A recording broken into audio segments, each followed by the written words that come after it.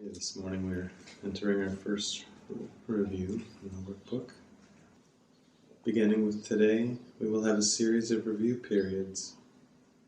Each of them will cover 5 of the ideas already presented, starting with the first and ending with the 50th. There will be a few short comments after each of the ideas, which you should consider in your review. In the practice periods, the exercises should be done as follows. Begin the day by reading the 5 ideas, with the comments included. Thereafter, it is not necessary to follow any particular order in considering them, though each one should be practiced at least once. Devote 2 minutes or more to each practice period, thinking about the idea and the related comments after reading them over. Do this as often as possible during the day. If any one of the 5 ideas appeals to you more than the others, concentrate on that one. At the end of the day, however, be sure to review all of them once more. It is not necessary to cover the comments that follow each idea, either literally or thoroughly, in the practice periods. Try rather to emphasize the central point, and think about it as part of your review of the idea to which it relates. After you have read the idea and the related comments, the exercises should be done with your eyes closed, and when you are alone in a quiet place, if possible. This is emphasized for practice periods at your stage of learning. It will be necessary, however, that you learn to require no special settings in which to apply what you have learned.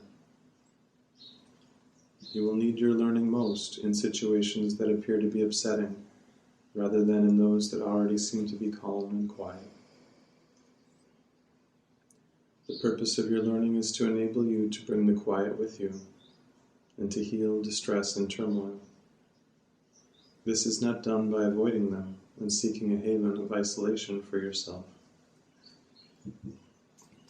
You will yet learn that peace is part of you, and requires only that you be there to embrace any situation in which you are. And finally, you will learn that there is no limit to where you are, so that your peace is everywhere, as you are. You will note that, for review purposes, some of the ideas are not given in quite their original form. Use them as they are given here. It is not necessary to return to the original statements, nor to apply the ideas as was suggested then.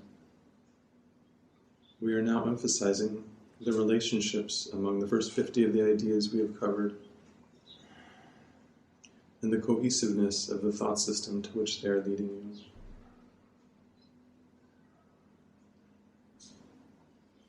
The review for today covers the following ideas.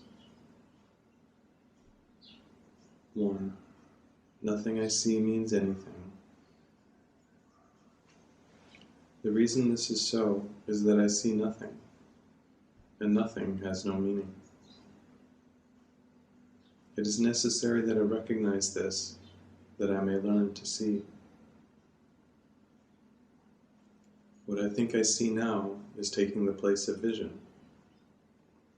I must let it go by realizing it has no meaning, so that vision may take its place.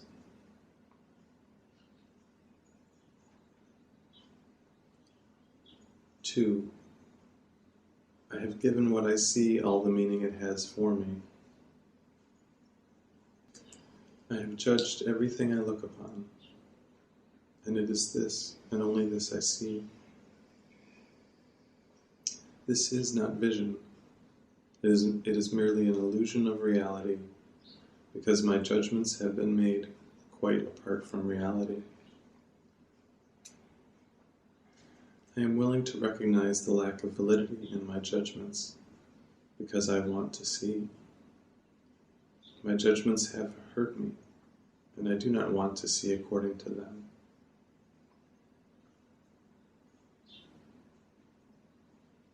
3. I do not understand anything I see. How could I understand what I see when I have judged it amiss? What I see is the projection of my own errors of thought. I do not understand what I see because it is not understandable. There is no sense in trying to understand it. But there is every reason to let it go and make room for what can be seen and understood and loved. I can exchange what I see now for this merely by being willing to do so. Is not this a better choice than the one I made before?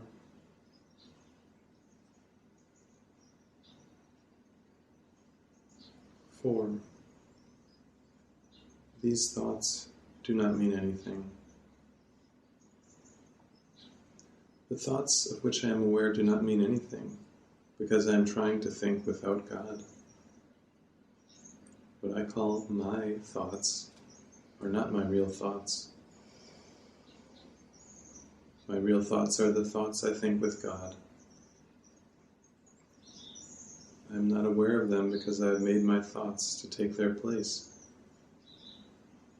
I am willing to recognize that my thoughts do not mean anything, and to let them go. I choose to have them be replaced by what they were intended to replace. My thoughts are meaningless, but all creation lies in the thoughts I think with God.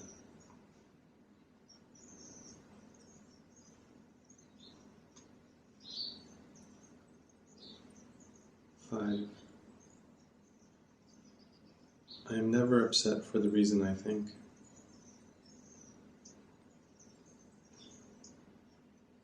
I am never upset for the reason I think because I am constantly trying to justify my thoughts. I'm constantly trying to make them true. I make all things my enemies so that my anger is justified and my attacks are warranted. I have not realized how much I have misused everything I see by assigning this role to it. I have done this to defend a thought system that has hurt me and that I no longer want. I am willing to let it go.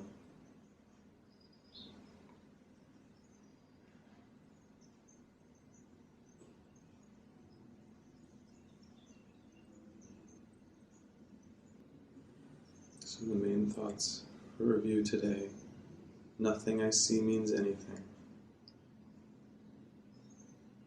I have given what I see all the meaning it has for me. I do not understand anything I see. These thoughts do not mean anything. I am never upset for the reason I think.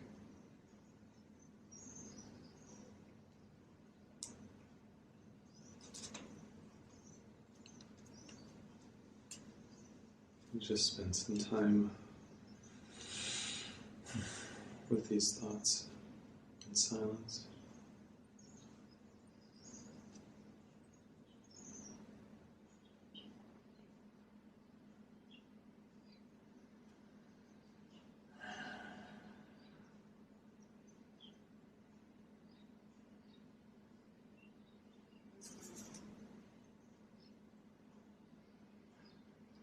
Relax into the gentleness of this moment. The peace that is available.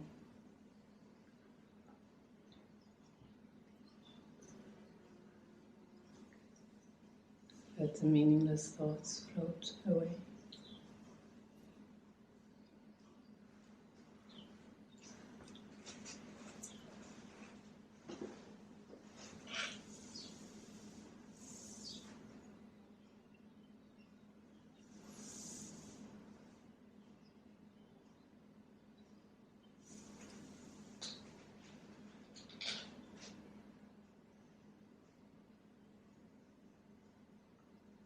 He said in the lesson, I have made all things my enemies that I can justify my anger.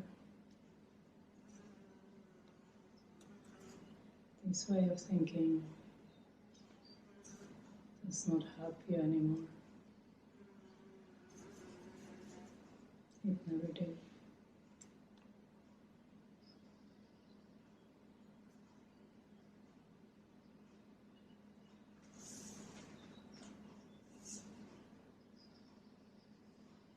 There is no need to justify thoughts that aren't real.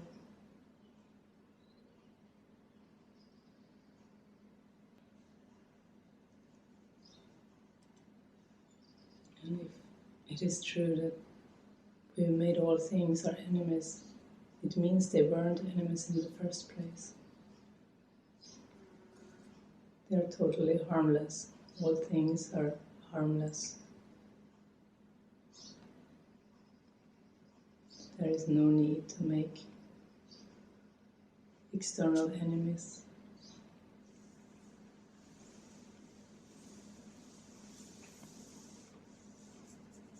No need to make our thoughts true.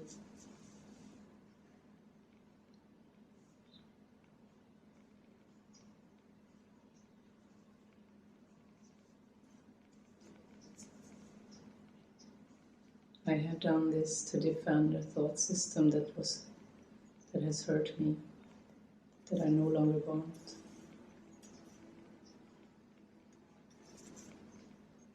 I'm willing to let it go.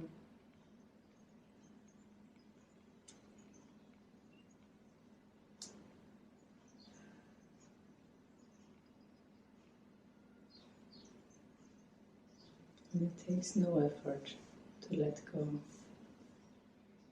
It's the opposite of effort.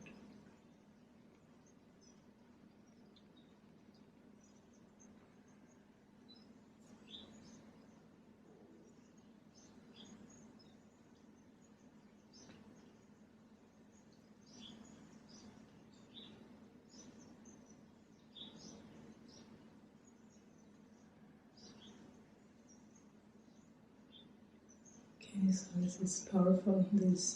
We started the reviews. So, first 50 lessons. It could be enough. But it usually takes the whole workbook.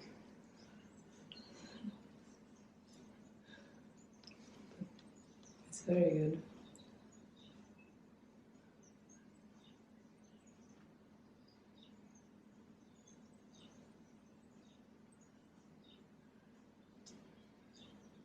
To see the defensiveness in the mind that makes this external world a threat, a problem, to justify anger. But it wasn't a problem in the first place. That's what he wants us to experience. The external world is never a problem. It isn't threatening us. It isn't doing anything. It's neutral. But if we want to justify attack thoughts, we will make the external world an enemy and have something to be angry at. But the anger needs to be looked at. The anger is the ego's anger at God. It's the separation belief. So always, when there is anger, the better way to go is to look at the belief in separation. To sit with it. Because the anger, the mind wants to justify it and say, well, they are wrong. They do this to me. And then the train is going, but to stop the train and hop off, then no, let me look at that fear of separation from God, the terror in the mind.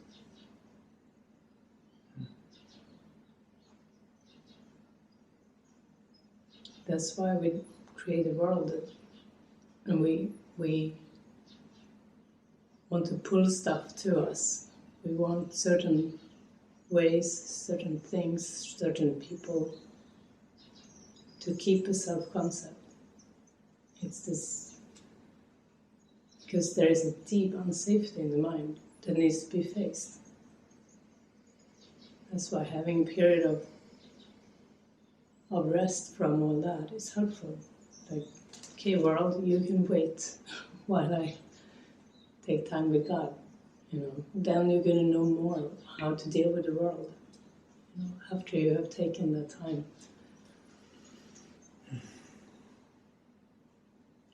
So yeah, so we recommend that everyone does the lesson, following the instruction.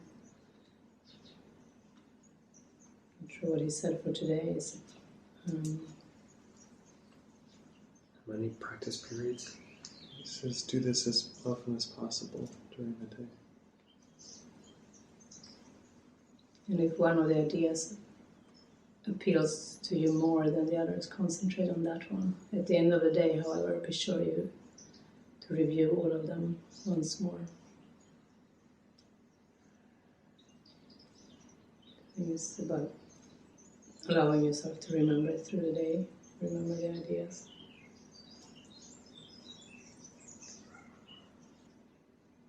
Does anyone have anything you'd like to share or explore this morning? Sincerely.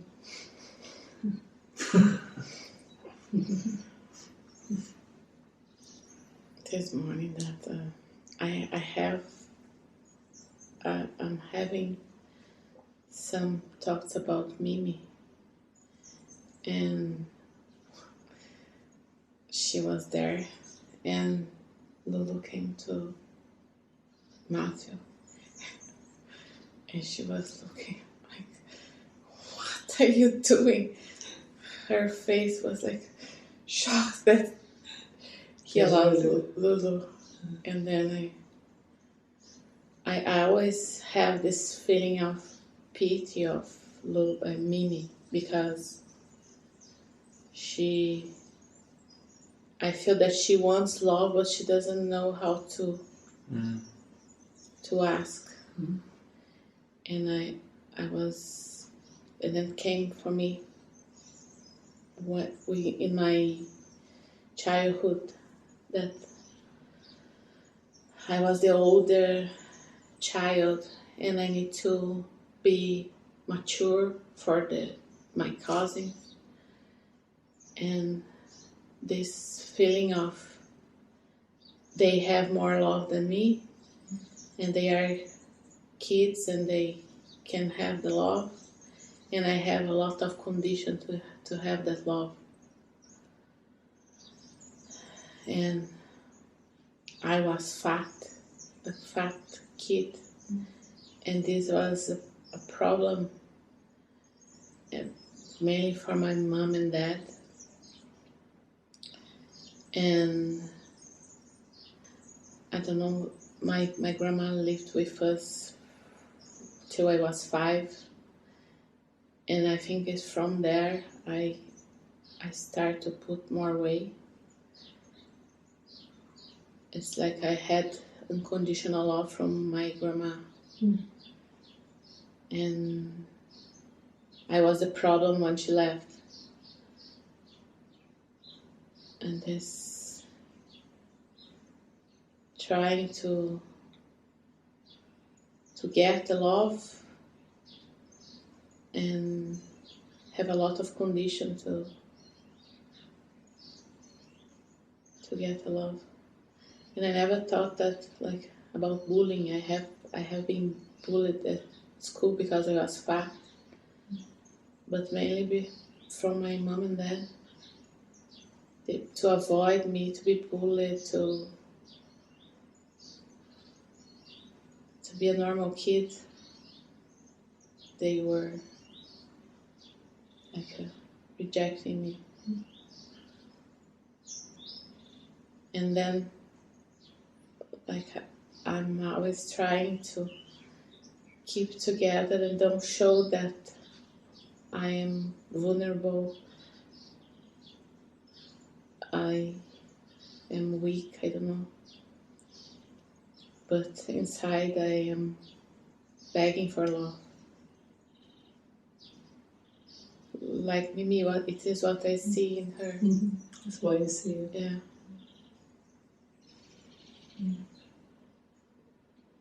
It feels really helpful that you're looking at it, you're seeing it. It's like exposed in the mind. That fear, that need to be loved, fear that I'm not loved, conclusion that you're not loved, you know. Feels like that just needs to be seen. The Needs to be felt. comparison too. Like Comparison. they have more love than me. And then I will be cool about and I don't want to want. You put up defenses then. Yeah. And this is in between our relationship, me and Nacho. Like the fear of rejection make me hide that. No, I'm cool. I don't. Keep him away. Keep true connection away. Yeah. Fear of being rejected. So it sounds like you are willing, you want to face that now, question that pattern. That feels really brave, that feels really strong, strength in the facing and allowing the vulnerability. This is very hard for me. Allow the vulnerability. It's like tearing me apart. It's good.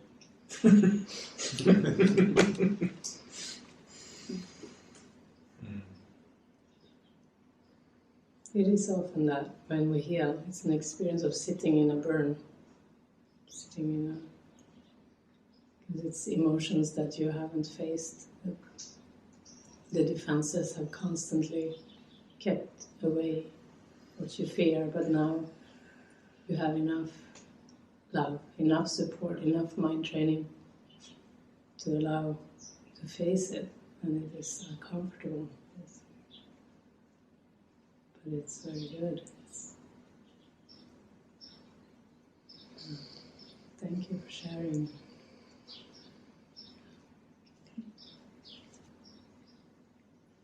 And you can see how the world reflects the beliefs. Like Mimi completely reflects your feeling. You know, you saw her feeling so upset, but there was just your upset.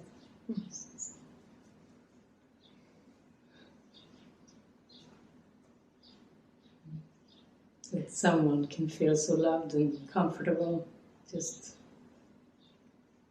go to Matthew to feel so good. And maybe it was good that it was to Matthew. Probably where you feel strong feelings. Like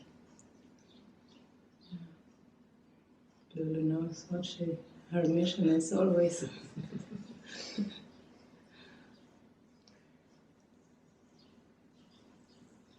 And then always to get this love, to meet the conditions to get the love. Like Lulu doesn't have any condition. She doesn't think about anything. No, she's relaxed in the present moment. But then, like, Mimi doesn't know how to get love because the way she tries, like you go for her, she run away, and then she comes and bang her head on you. Yeah.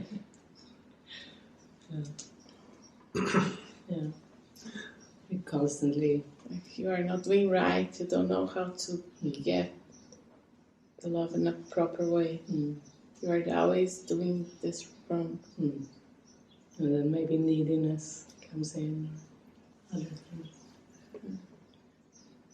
Yeah, to trust the spirit in this process. We can't do it really ourselves, but when we heal, these patterns will fall away and will be replaced with true confidence, the experience of being lovable, worthy. That would be gifts.